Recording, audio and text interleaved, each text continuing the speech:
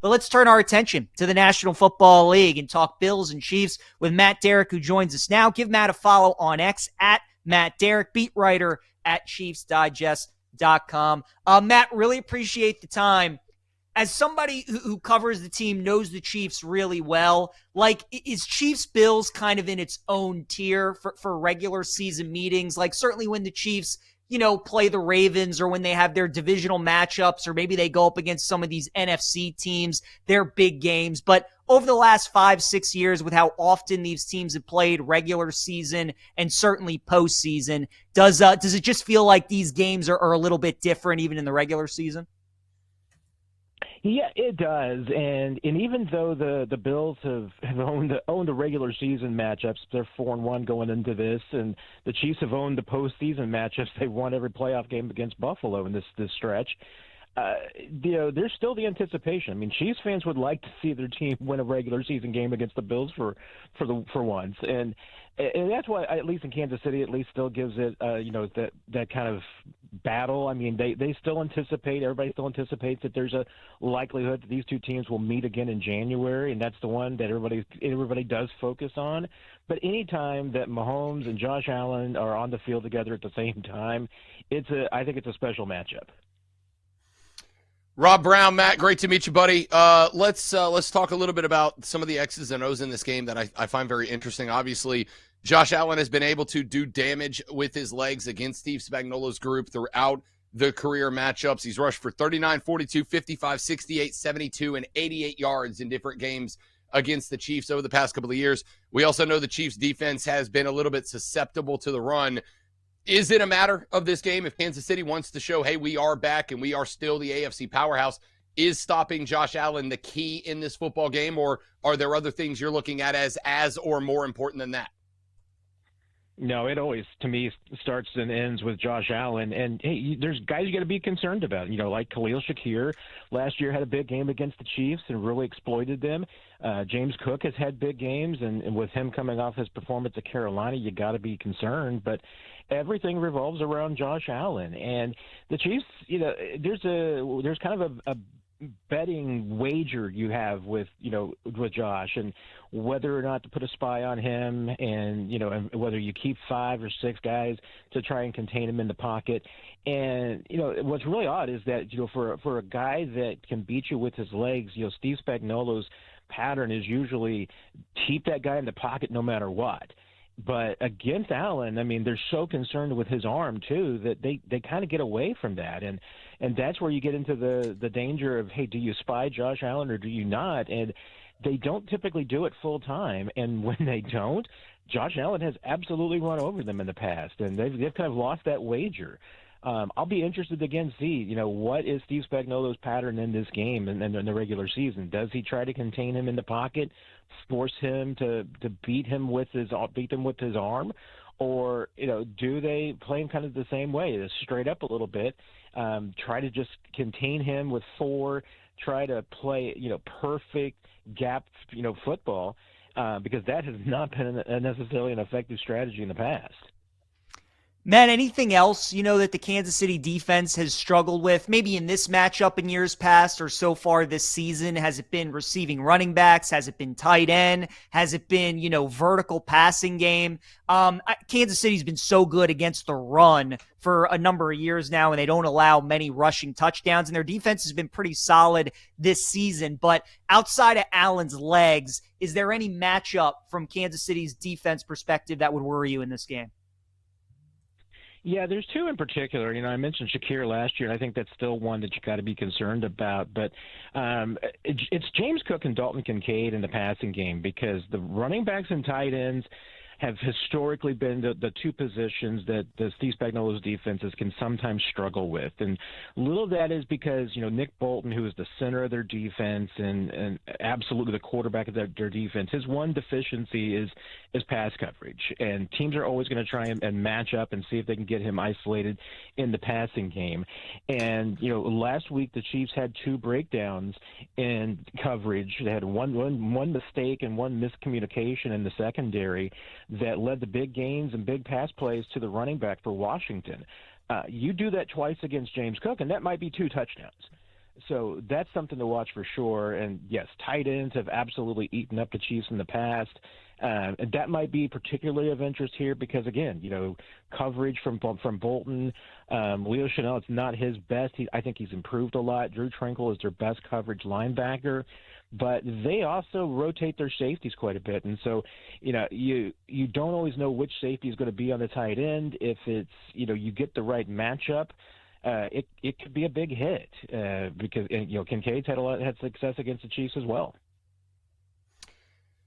We are at a spot in this season where both of these teams are looking up in their division, which is not a spot that they've historically been in, at least as long as this rivalry has felt like it is the rivalry that it is, Matt. So how important is this game in the standpoint of getting one back up in the division, whether you're trying to chase down in the AFC West or the AFC East? How important is this game in terms of setting up for seeding down the line? We all know what it is in the rivalry. We all know what it means for these teams to try to build some confidence in the regular season. But now that neither of these teams necessarily had the start that they wanted, what is the weight on a win for Kansas City or for Buffalo this weekend?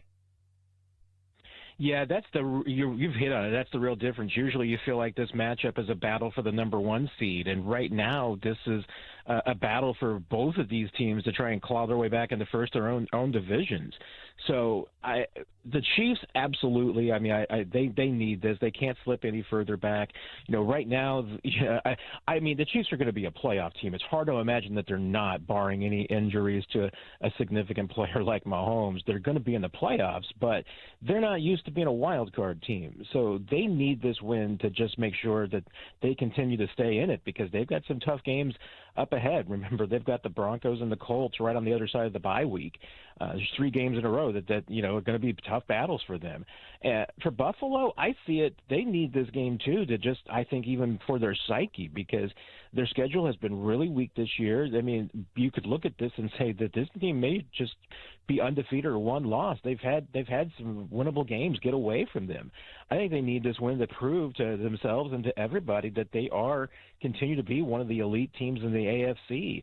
I think it means a lot to both of these teams, especially as far as just staying in the race for their own divisions, much less having home field advantage in the playoffs or even trying to play themselves back into contention for the 1 seed, which right now seems kind of far away for both of these teams and will be, I feel like, almost maybe impossible if you lose this weekend. We're talking Chiefs Bills here with Matt Derrick, beat writer at ChiefsDigest.com. Give Matt a follow on X at Matt Derrick. Matt, you mentioned some of those other top teams in the AFC, Indianapolis, Denver, who Kansas City still has upcoming on their schedule. Look, coming into the season, it was kind of the big 3 in the AFC, the Chiefs, the Bills, the Ravens. A lot of people felt like your AFC representative this year in the Super Bowl was going to be one of those 3 teams. Do the Bills and maybe even the Ravens, now that they're healthy, they've won a couple games in a row, they have an easy schedule, are those still the teams that worry you the most in the AFC, or is it a team like Indy? Is it a team like Denver, maybe even New England with Drake May? As you kind of look at like the AFC as a whole, what's the team that would worry you the most if you're a Chiefs fan, you think, moving forward?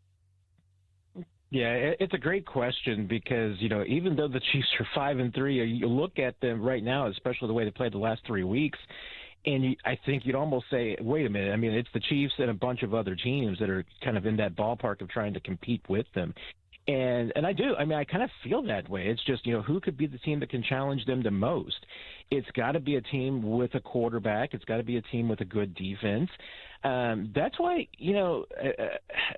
Denver and the Chargers I think are absolute standouts in the AFC West, and why one of these teams could absolutely win the division. I mean, the Chiefs have an opportunity, 2 games against the Broncos, 1 against the Chargers. If they beat the Chargers, they can level back the tiebreaker against them. So there's a race to get back into this, but I really want to see how the Chiefs stack up against the Colts. That's a team. They remind me a little bit of the Chiefs in their first year under Andy Reid. Remember when they started out 9-0? Right now, having a great season and a great run with Steichen at quarterback, the head coach, and Daniel Jones having a great season. But I don't know if it's for real or not. This could absolutely fall apart, especially if they get any injuries. And Jonathan Taylor's playing great. That's the team I want to see how that they stack up, because sometimes a team can just come out of nowhere and not really be intimidated by the likes of a Patrick Mahomes and those kind of guys because they don't have the history. They don't have it in the back of their head. Wait a minute, this is the team that's beaten us in the playoffs every year the last 3 or 4 years. If they don't fear the Chiefs, I think they could be a very dangerous team. Completely agree. Looking at where Kansas City sits, we mentioned obviously a couple of times, technically third in the division, tied for second with the Chargers. You mentioned the two teams above them, the Broncos and the Chargers. And obviously the AFC at large is kind of wide open. But this kind of does lead to the next question, which is, and I hate to be really simplistic about this, Matt, are the Chiefs back? And if so, do they play with the same mentality they've gone with in years gone by? As we've gotten later into the season, obviously, Andy Reid's still going to push. They're still going to be aggressive, but there's been plenty of seasons where they've just been able to go out, kind of play their game. Now as they play from behind with two teams ahead of them in the division, with a couple of other teams around the AFC all above them for the race to the 1 seed, does the mentality of this team change? Does Andy Reid coach in a different way? Does Patrick Mahomes play more aggressively? Will we see a different late season version of the Chiefs this year? Yeah, right now, I mean, especially based on like the last 4 games that we've seen from the maybe 5 or 6 games, it's been a trend ever since really the second half of the Giants team. I think this thing has started to kind of turn around. And other than Jacksonville, which is still a little bit of a mystery to me, we may look back at this later and just try to figure out how the Chiefs lost that game, how in the world they lost that. But, we're looking at this now in the last 3 games for sure, that this team, I mean, I've been covering them for 10 years. This is the most fun that I have seen this team have since at least 2019. The last 2 years were a slog for this team. Patrick Mahomes will tell you that the last 2 years were not fun for him, that it was a challenge because, they had so many injuries, they had so many issues. Last year they had the pressure of the 3-peat, so they were so focused on that they never really had any fun.